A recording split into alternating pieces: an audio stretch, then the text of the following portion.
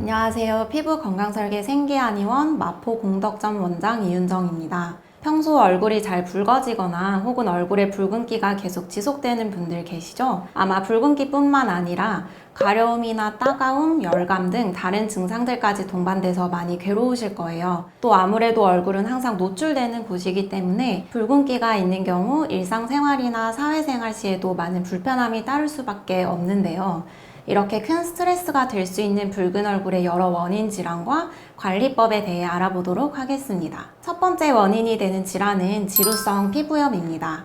지루성 피부염은 피지 분비가 많은 곳에 주로 발생하는 질환으로 얼굴, 두피, 등, 가슴 등에 잘 발생합니다. 특히 얼굴 같은 경우 우리가 T존이라고 부르는 곳에 잘 발생하고 얼굴이 붉어지는 증상과 함께 노랗고 기름진 각질이 보이는 것이 특징적입니다. 굳은성 발진이나 농포가 올라오기도 하고 가려움증도 꽤 있는 편입니다. 두 번째 원인 질환은 주사피부염입니다. 주사피부염은 주로 얼굴 중심부에 발생하면서 확장된 혈관이 관찰되는 게 특징입니다. 작은 구진들이 올라오기도 하고 심한 경우 농포, 결절까지도 발전할 수 있습니다.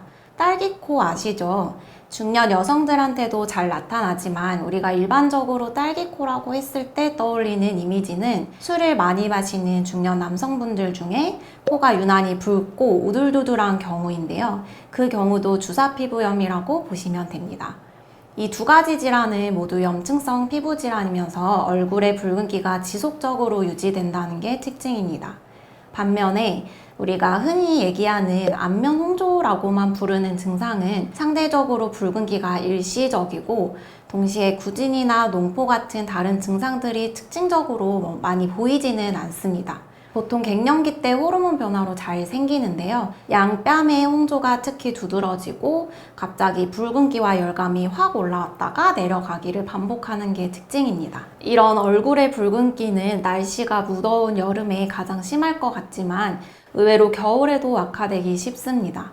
겨울에 건조하고 차가운 바람도 악화 요인이 될 수 있고 추운 외부에 있다가 갑자기 따뜻한 실내로 들어와도 온도차 때문에 얼굴이 잘 붉어집니다. 또 실내에서 뜨겁고 건조한 히터 바람 때문에 악화되기도 하고요. 그래서 무더운 여름뿐만 아니라 겨울에도 특히 신경 써서 관리를 해주셔야 합니다. 그렇다면 관리는 어떻게 해야 될까요? 원인 질환과 그에 따른 세밀한 치료법은 다르지만 공통적으로 이렇게 얼굴이 붉어지는 증상이 있다면 얼굴에 열이 오를 수 있는 모든 요인들을 피해 주셔야 합니다. 얼굴 붉은기는 보통 열감을 동반하고 또 열이 오르게 되면 얼굴 붉은기는 더욱 악화됩니다. 그러니 열을 올릴 수 있는 것들은 피해 주셔야 하는데요. 보글보글 끓는 찌개, 탕 같은 뜨거운 음식, 마라탕, 떡볶이 같은 매운 음식은 안 드시는 게 좋겠죠. 또 목욕탕, 사우나와 같은 체온을 올릴 수 있는 장소도 피하시는 게 좋습니다. 뿐만 아니라 과격한 운동도 금물입니다. 나중에 증상이 다소 완화되면 약간의 땀을 내면서 열을 배출하는 것도 좋은 방법이 될 수 있지만 증상이 심할 때는 운동도 조심하시는 것이 좋습니다. 대신 스쿼트 같은 하체 맨몸 운동을 하는 건 도움이 될 수 있습니다.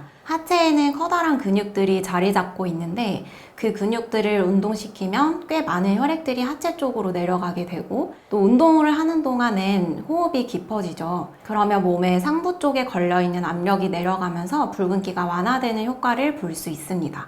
이 외에도 외출 후에 집에 가셔서는 얼굴 붉은기와 열감을 식혀줄 수 있는 마스크팩을 하는 것도 도움이 되겠습니다. 이 생활관리법을 꼭 지켜주시는 건 기본이고 얼굴이 붉어지는 원인 질환을 정확히 파악해서 그에 맞는 올바른 치료를 받는 것이 가장 중요하다는 것 잊지 마세요. 이상 피부건강설계 생기한의원 마포공덕점 이윤정 원장이었습니다.